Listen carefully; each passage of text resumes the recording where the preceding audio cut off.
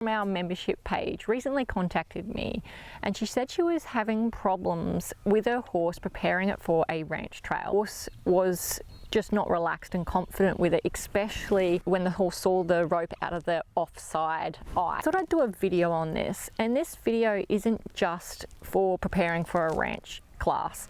This is for, I guess it's relevant to pretty much everyone, because there's always times where you have to take a jumper off and put it on the fence, lean over and put it on the fence. Another thing is when someone passes you something, or a piece of paper or a jacket or an object, and your horse side passes away and gets a fright and shies. Through desensitization, and when you're desensitizing a horse, you're working on building your horse's confidence and relaxation and acceptance with touch or sensation, movement and sound.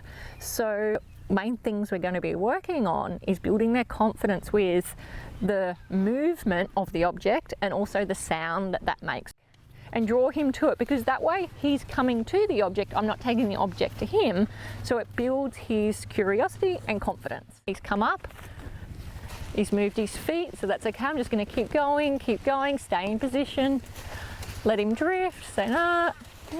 Oh, so he's not okay. I don't want to go swinging a lasso off him yet, that's for sure.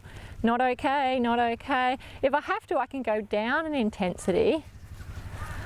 So if he gets a little frozen and there, hesitate, take it to him, build his curiosity and reward him for re-engaging with me. Walk backwards, and I'm going to get a bit bigger now. So if I want to be moving rain jackets around him, I need to actually go up in intensities.